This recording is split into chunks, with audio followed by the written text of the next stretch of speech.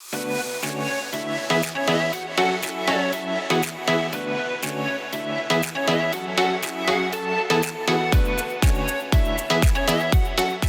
Rav Jakobovitch, l'ancien grand rabbin d'Angleterre, reçut un jour une invitation de la part de la reine Elisabeth pour l'inviter à participer à une fête qu'ils organisaient au palais. Un grand repas. Le Rav était vraiment très touché par cette invitation, mais il a dû répondre que pour des raisons de cache-croûte, il ne pouvait évidemment pas participer. Quelques jours sont passés et il reçoit une autre lettre lui disant que la reine d'Angleterre serait vraiment très touchée si le Rav pouvait participer à ce repas. C'est pour ça qu'il fera en sorte que tout soit cachère, qu'il aurait un repas cachère selon ses règles pour lui. Bon, alors le Rav a répondu par affirmative qu'il serait très touché lui aussi d'être là pour ce repas.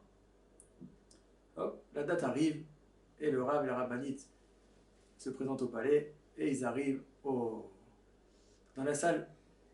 Et un serveur qui vient voir le Rav et il dit voilà, il faut que je vous montre. Et il lui montre tous les ustensiles, des nouveaux ustensiles, des nouvelles assiettes, des nouveaux couverts avec encore l'étiquette et dessus il y avait marqué cachère, spécialement pour le Rav qu'ils avaient acheté.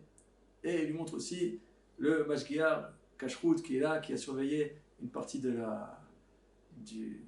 repas, spécialement caché à la madrine pour lui. Bon, très bien. Le Rav s'assoit avec la rabbinite et commence à manger l'entrée. Et un grand étonnement après l'entrée. Les invités, qui avaient beaucoup de monde, les invités commencent à se lever. Et le Rav il est un peu étonné.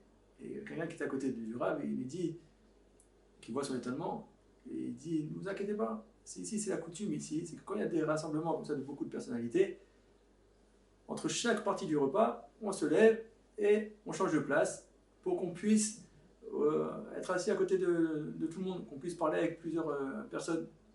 Ah, très bien, l'idée est bien. Mais le problème, c'est que le Rav, il est embêté maintenant.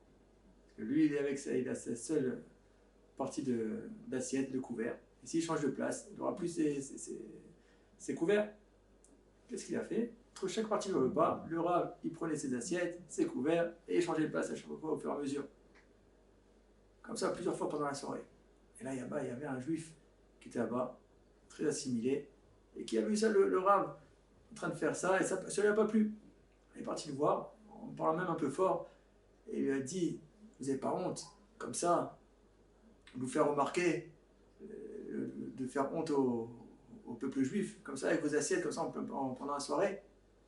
Bon, le Rav, il a répondu calmement, il a dit regarde, la cache-route, ça cache-route, que je sois chez moi à la maison, que je sois au palais de la reine, je dois manger cachère. Bon, la soirée a continué, et à la fin de la soirée, quand les gens commencent à partir, le prince Charles, il vient voir le Rav, et il lui serre la main chaleureusement, et il dit voilà le juif aux assiettes. Et il commence à lui parler un peu de poser des questions sur la cache-route. Et le Rav, il lui répond. Et vraiment, la discussion était très intéressante, tel point que le prince a appelé sa mère, la reine Elisabeth, pour qu'elle vienne participer aussi à la discussion. Et il se retrouve la reine, le prince Charles, le Rav et la rabbinite, les quatre, un long moment en train de parler. À ce moment-là, il y avait le juif du début qui était assimilé, qui est un peu jaloux, qui voit que le prince et la reine, ils sont avec ces juifs religieux. Et il essaie de rentrer pour montrer qu'il y a aussi d'autres styles de juifs, un peu plus modernes, un peu plus éclairés. Et il rentre comme ça dans la discussion en disant au prince Charles que lui aussi il est juif. Et à ce moment-là, le prince il se retourne vers lui.